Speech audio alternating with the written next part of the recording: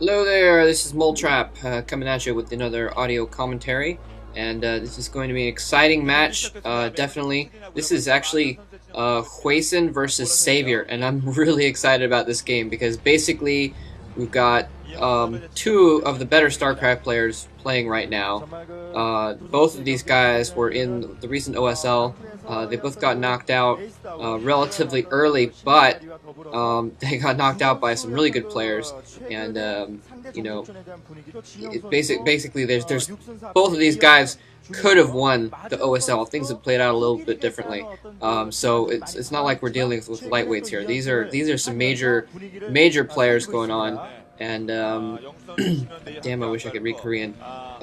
So this is going to be an exciting game, basically. Both of these players really good, really on the top level, so it should be interesting. By the way, if you hadn't heard it from that video that I put out on the Vialtac account, Klaz and Diggity and I did a huge triple commentary on all the OSL finals, and I didn't record it. My fault. I'm a noob. Sorry. So, yeah, but there's still some commentaries out. Klaz did some on the OSL finals, and also Psionic Reaver did some on the OSL finals, so there's still OSL finals around here. Looks like Savior not going in for any kind of rush or anything like that, and Hwasin also, I'm sorry, Hwasin, sorry, I'm trying to get his name right. Anyways, Hwasin also seems to be going for more of a long-term build. Kind of a usual thing on this map. This is Katrina, and this is a map you kind of have behind your main. You have a natural expansion that's on the same ridge, and you can see on the minimap of Savior at the top, by the way. Savior's at 12 in purple. Hwasin is in red at the 6 o'clock position. Savior, he's gone off to the left of his base, and that's where there's a natural expansion there. It's behind your main, so it's really easy to defend because you only have to defend your main, and they have to go through your main to get to your natural. And really, if they get through your main, you're pretty screwed anyways. So, although and there we see Hwasin also getting an extra command center on his natural. Savior getting that third hatchet looks like even before spawning pool. So, really big econ build for Savior going on. I guess he hasn't seen a scout or anything like that, so he figures that Hwasin is probably also going for a quick expansion, and so what he's doing is using that time.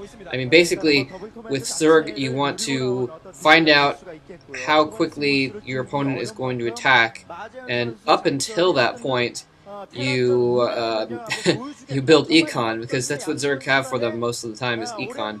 And it looks like Hwasin is also basically both these guys, they're not even really scouting that much. They're just going all in for a long-term strategy. They both knew that it was going to be a long game one way or another, and they're both just bulking up their econ and their what's that word? God damn it.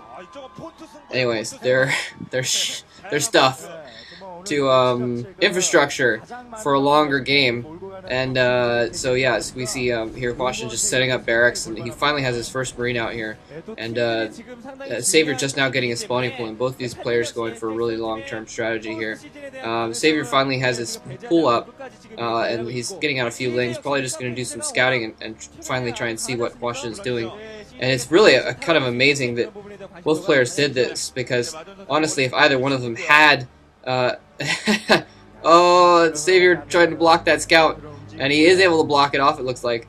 You can see him running around those links pretty carefully, trying to keep that SCV from getting... Oh, and the SCV got around, though. So it looks like Savior's not going to be able to stop that scout after all. So he sees the lair going up, he sees the third hatchery, and he sees that he's just now getting gas. Wait. Oh, never mind. He's getting gas at his expansion, because he has his lair going up. So, yes, Hwasin getting in a pretty good scout there. It looks like Savior not going to get a scout in. He can pretty much expect what's going on, though. Savior's not dead yet, so he knows that Hwasin didn't go for any kind of fast build. and it's almost psychic of them, because a rush would have been more difficult with these positions way across the map. Although the way this map is set up, even if you're next to each other, it's a pretty long course to wind through the various ups and downs. Wow, so Savior already has his Spire going up, and that's relatively quick considering the fact that he has just gone straight to it basically and gotten those 3 hatcheries. So we're gonna see some quick, a lot of quick mutas out of Savior here. He's gone for those 3 hatcheries, and then he's gone straight to the Spire. So not only is he gonna have the Spire up, but when he does, he's gonna have a lot of money in the bank, and he's gonna have a lot of larvae sitting around. So he's gonna be able to just go ahead and pump out several Mutalisks right off the bat. So as soon as that Spire pops, we're probably going to see 7 to 9 Mutalisks coming out, and then a few more to follow as well. So yeah, like I said, this game's going to be absolutely crazy. Both these players, by the way, have been playing really well lately. I don't know if they've been quite playing their best. So it'll be interesting to see if one of them maybe perhaps picks it up and brings out that A game, and well, they're both been playing their A game, but not their A+ game, I guess, basically. So that might be what it comes down to here. I wonder if either of them have practiced for this matchup, because definitely they're both going to know that this is going to be a difficult game for them, and this is almost kind of a must-win situation too for Savior. The first game, STX won, and that was a pretty crazy game. Cal actually managed to beat Much, who I definitely favored. I favored Much to beat Cal, and Cal basically just kind of came out at just the right moment, and right when Much was expanding, Cal instead spent those 400 resources on some extra units and had Templar out and overran him. So if Savior doesn't win this match, then Siege is going to be pretty far behind. And yeah, a bunch of Mutalisks coming out there, and they're actually running into those Marines in the middle there. And it looks like Hwasin has actually built up enough Marines that he's able to keep a squad back at home and have this squad to venture out and try and pressure Savior there. Savior getting another expansion out. So Savior kind of, if he survives this basically, which he probably will, it doesn't look like it's going to end very soon. It's going to have a lot more economy going, although Hwasin has gotten a decent amount of economy up. So yeah, Hwasin basically kind of moving these Marines out, trying to put some pressure on Savior, Savior already has a couple sunken colonies down, and I think those sunken colonies, and a Queen's Nest up as well. He's getting his hive out already. So Savior, wow, Savior going for some pretty quick tech in general. He's going to have probably Defilers out before too long. And in the meantime, all those Mutalisks getting almost pinchered in between those two groups of Marines. Hwasin bringing out extra group of Marines to try and put additional pressure on those Mutalisks there.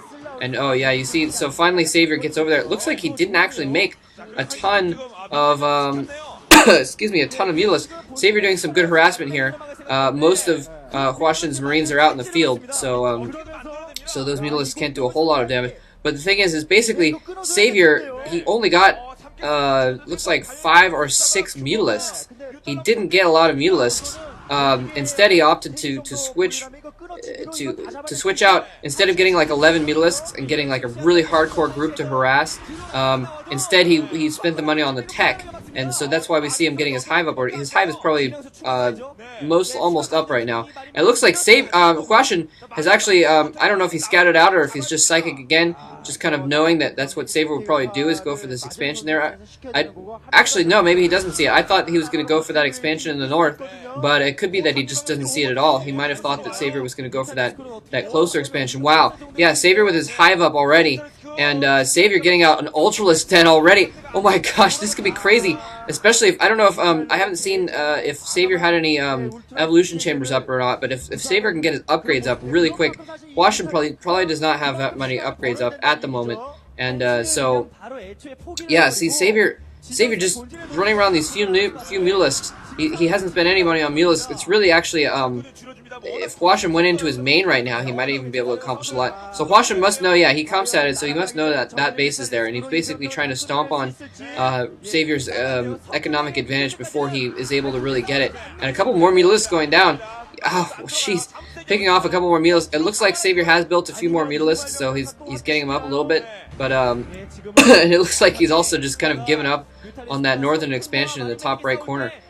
He hasn't built. He's built a few Sunkens just for the sake of it, but he hasn't built a Nidus Canal there, which is what he would have done if he really wanted to save it. Although he's building an extractor there, so maybe he is planning on saving it after all.